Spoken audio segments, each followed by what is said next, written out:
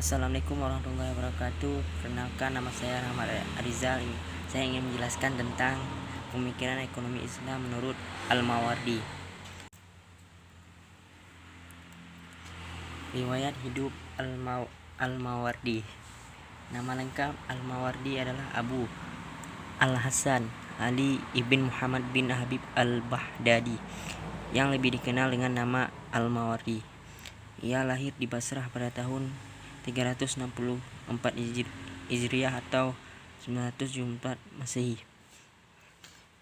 Beberapa waktu kemudian ia bersama orang tuanya pindah ke Baghdad, dan di sana ia dibesarkan, mempelajari dan mendalami ilmu-ilmu agama Islam dari para ulama terkemuka di wilayah tersebut. Dengan kedalaman ilmu dan kebaikan akhlak, Al-Mawardi terkenal sebagai seorang panutan yang disegani dan berwibawa di kalangan masyarakat umum hingga pihak pemerintah. Ia merupakan salah satu pemikir Islam yang terkenal sekaligus tokoh terkemuka dari mazhab Syafi'i dan pejabat tinggi yang berpengaruh besar dalam pemerintahan Abbasiyah. Selain itu, Al-Mawardi termasuk salah satu penulis produktif yang telah banyak menghasilkan banyak buku dalam berbagai bidang ilmu, mulai dari ilmu bahasa, sastra, tafsir, sampai ketatanegaraan.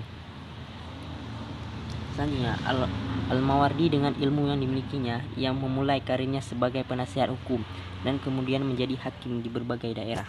Prestasinya melambung naik sehingga ia dipercaya menjadi hakim di Ustawa, sebuah kota di Nisapur. Selanjutnya pada tahun 429 Hijriah oleh Khilafah Qasim Billah, ia diberi gelar dengan Ahdatul Qudaa. Setelah berpindah dari satu kota ke kota lain sebagai hakim, artinya akhirnya ia kembali dan menetap di Baghdad dan mendapatkan kedudukan yang terhormat pada pemerintahan Khalifah Qadir. Di samping sebagai hakim, Al-Mawardi juga sebagai seorang guru banyak ulama-ulama terkemuka sebagai hasil bimbingannya, antara lain adalah Abu Al-Ainan Qadri dan Abu Bakar Al-Khatib. Kegiatan ilmiah yang dilakukan Al-Mawardi selain mengajar adalah menulis.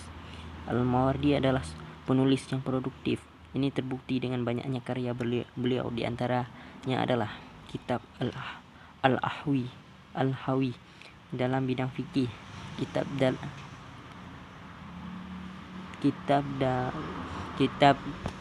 Al-Nubuwat dalam bidang hadis, kitab Al-Hakam Al-Sultaniyah, hukum tata negara atau pemerintah, dan masih banyak lagi karya-karya terkemuka lainnya. Al-Mawardi dalam masa hidupnya merupakan seorang ulama dan politikus yang sangat berpengaruh dalam pemerintahan Abbasiyah. Dan masa-masa berikutnya sampai dewasa ini, konsep Al-Mawardi tentang ketatanegaraan dijadikan sebagai rujukan dalam dunia Islam. Hal itu diakui oleh dunia Islam sendiri dan dunia Barat. Imam Al-Mawardi sebagai seorang tokoh dan ulama Islam terkemuka wafat pada hari Selasa, bulan Rabiul Awal tahun 450 Hijriah, dan dimakamkan di kota Baghdad, Irak, dalam usia 86 tahun.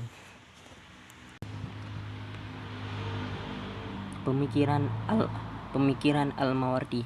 Pada dasarnya, pemikiran ekonomi Al-Mawardi tersebut paling tidak pada tiga buah karya tulisannya, yaitu kitab Adab Ad-Dunya wa Ad-Din Al-Hawi dan Al-Hakam As-Sultaniyah. Dalam kitab Adab Ad-Dunya wa Ad-Din, ia memaparkan tentang perilaku ekonomi seorang muslim serta 4 jenis mata pencarian utama, yaitu pertanian, peternakan, perdagangan, dan industri. Dalam kitab Al-Hawi, salah satu bagiannya, Al-Mawardi secara khusus membahas tentang mudharabah dalam pandangan berbagai mazhab. Dalam kitab Al-Ahkam As-Sultaniyah, ia banyak menguraikan tentang sistem pemerintahan dan administrasi agama Islam, seperti hak dan kewajiban penguasa terhadap rakyatnya, berbagai lembaga negara, penerimaan dan pengeluaran negara, serta institusi hibah. Dalam kitabnya Al-Hakam As-Sultaniyah, Al-Mawardi menempatkan pembahasan ekonomi dan keuangan negara secara khusus pada bab 11, 12, dan 13 yang masing-masing membahas tentang harta, sedekah, ghanimah, serta harta jizyah dan kharaj. Penulis Al-Hakam As-Sultaniyah adalah pakar dari kubu syariah yang menyatakan bahwa institusi negara dan pemerintahan bertujuan memelihara urusan dunia dan agama atau urusan spiritual dan temporal. Jika kita amati persyaratan-persyaratan kepala negara dalam karyanya, akan segera tampak bahwa tugas dan fungsi pemerintahan dan negara yang dibebankan di atas pundak kepala negara adalah untuk mensejahterakan rakyatnya,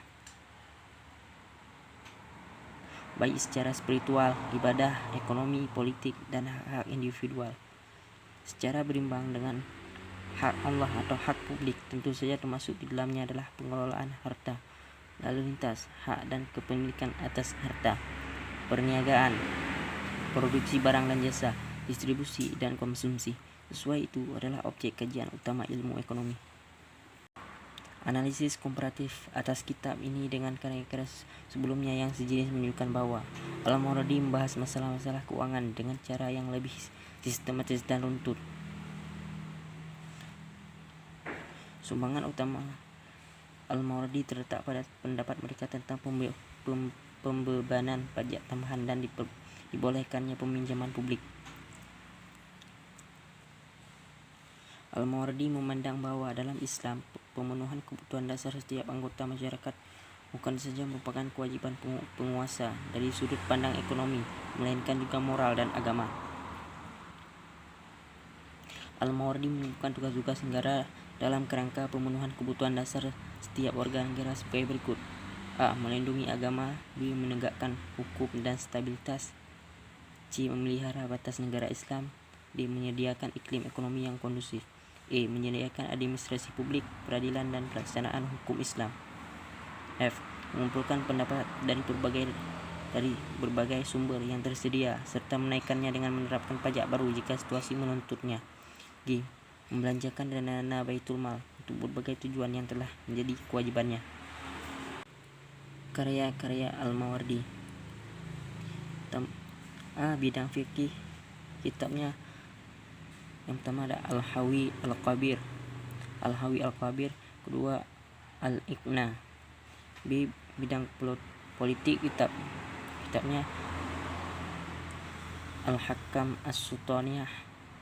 Kedua Siyasatul Al-Wizarati wa Siyasatul Al-Malik. Yang ketiga Tashhilu An-Nazari wa Ta'jilu Az-Zafari fi Akhlaqi Al-Malik wa Siyasatu Al-Malik wa Siyasatu Al-Malik. 4. Siyasatu Al-Maliki. 5. Nasihatu Al-Muluk. C. Dalam tafsir, yang pertama ada tafsir Al-Quranul Karim. Yang kedua ada An-Nukatu wal Al-Uyunu. 3. Al-Amsal wa Al-Hikam. Di bidang sastra ada Adabu Ad-Dunya wa Ad-Din. E. Bidang akidah A'lamu An-Nubuwah.